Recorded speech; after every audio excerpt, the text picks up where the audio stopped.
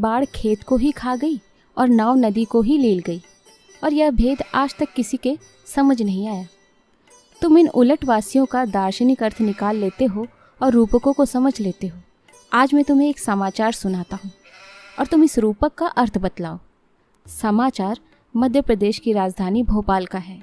सचिवालय के अहाते में जो वट वृक्ष प्रथम प्रधानमंत्री पंडित जवाहरलाल नेहरू ने रोपा था, उसे बकरी चर गई।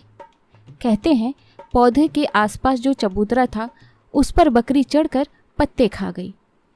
वहाँ जो चौकीदार था, वह भी पौधे को बचा नहीं पाया। इस समाचार को पढ़कर कुछ लोग आश्चर्य करते हैं, कुछ सरकार की गफलत को धिक्कारते हैं और कुछ क्रोध करते हैं, क्योंकि आखिर पंडित जी ने पौधा लगाया था। मगर साधुओं को किसी पर गुस्सा नहीं आता।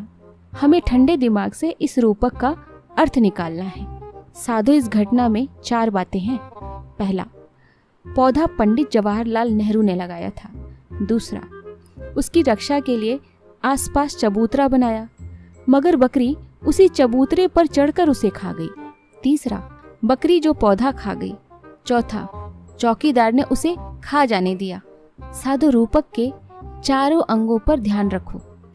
इसके साथ ही यह भी ध्यान रखो कि रक्षक चौकीदार में और भक्षक बकरी में कोई न कोई गुप्त समझौता है। हो सकता है बकरी ने पौधे को खाकर जो भीतर भीतर दूध बनाया, उसे चौकीदार को दूध लेने दिया हो, यानी पौधा दूध के रूप में थोड़ा चौकीदार को भी किसी रूप में मिल गया होगा। साधो, अब अर्थ सुनो।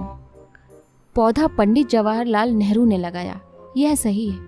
यह पौधा 10-12 साल पहले ही लगाया गया था। प्रथम पंचवर्षीय योजना के समय यह पौधा लगाया गया था। तमाम इंतजाम किए गए थे। यह है राष्ट्रीय विकास का पौधा जो था। इसके आसपास तमाम योजनाओं के चबूतरे बनाए गए, जैसे ब्लॉक डेवलपमेंट, सहकारी आंदोलन, विभिन्न प्रोजेक्ट। इसकी रक्षा के लिए चौकीदार खड़े हो गए या किए गए, यानी बड़े अफसर, मंत्री और नेता जैसे लोगों को लाया गया। साधु, मगर ज्यों ही पौधा बढ़ा, भ्रष्टाचार की बकरी आई। उसने चौकीदार से कहा, तू मुझे पौधा चर लेने दे, आखिर इसका दूध ही तो बनेगा, तू मुझे दूध लेना। चौकीदार ने बकरी को योजना के चबूतरे पर चढ़ जाने दिया और बकरी पौधा चर गई। साधु, विकास के पौधों को इस तरह चरा जा रहा है। तुम देखते हो कि ब्लॉक डेवलपमेंट अफसर की जीप 10 मील दूर तक लुढ़कती हुई पान खाने आती है। आधे मील सड़क बनाने का खर्च 2 लाख रुपया तक आ जाता है। योजना का सामान उठकर बाजार में बिकने चला जाता है। नया पुल पहली बरसात में ही बैठ जाता है। रास्ते बंद हो जाते हैं। इमारत बनते ही तिड़क जाती है। बांध की दीवार टूट जाती है और करोड़ों रुपए पानी में बह जाते हैं। सैकड़ों टन गल्ला सरकारी गोदाम में सड़ जाता है। लाख रुपए की संस्था के उद्घाटन में 2 लाख रुपए लग जाते हैं। साधु, लोग न चीजों का बड़े रोष से उल्लेख करते हैं। मैं कहता हूँ, क्रोध मत करो। पंडित जवाहरलाल के लगाए पौधे को बकरी चर रही है। साधु, पंडित जवाहरलाल जगह जगह तरह तरह के पौधे लगा रहे हैं और उन्हें तरह तरह की बकरी चर रही है। इधर जवाहरलाल पौधा लगाकर पीठ फेरते हैं, उधर बकरी चर जाती है। हाल ही में राष्ट्रीय एकता का एक पौधा लगाया था। कितने ही नेताओं ने उसे अपने भाषण से सींचा था। पंडित जवाहरलाल ने खाद दिया था। पौधा लगाकर पंडित जवाहरलाल मदुरई गए। उधर उत्तर प्रदेश की संप्रदायवाद की बकरी उसे चर गई। जवाहरलाल कांग्रेस के भीतर एकता का पौधा मदुरई में लगाकर हाथ धो ही रहे थे कि मध्य प्रदेश कांग्रेस के दलों ने कहा कि टिकट के मसले पर हम एक मत हो ही नहीं सकते, इसलिए यह काम लाल बहादुर शास्त्री को सौंपा जाए। पद लोलुपता की बकरी कांग्रेस की एकता के पौधे को चर गई। साधु, किस किस पौधे को देखिए और किस किस को रोइए। तमाम चौकीदार बकरियों से मिले हैं और वे चरे जा रही हैं। साधु, भोपाल सचिवालय के अहाते में पौधा बकरी चर गई। यह आज लोगों को दिखा।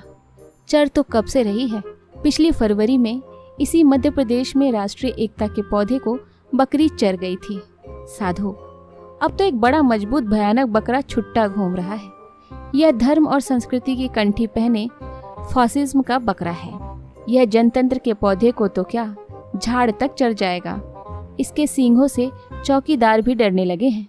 साधो, इसने बकरियों को मात कर दिया है। यह वट वृक्ष को चढ़ जाने का हौसला रखता है। साधु, पंडित जवाहरलाल से कहो कि पौधे लगाते हो तो उसके आसपास कांटों का तार लगवाएं, जिनसे बकरे बकरियों के थूथड़े फट जाएं। और चौकीदारों को या तो बदले में या उनका गला दबाकर दूध उगलवाएं। और अगर पौधे लगाने का शौक है तो उजाड़ू बकरे बकरियों को कांजी हाउस में डालो, वरना तुम पौधे रोपोगे और वे चरते चले जाएंगे और अखबार छापेंगे कि आज यहाँ का पौधा चर लिया और कल वहाँ का।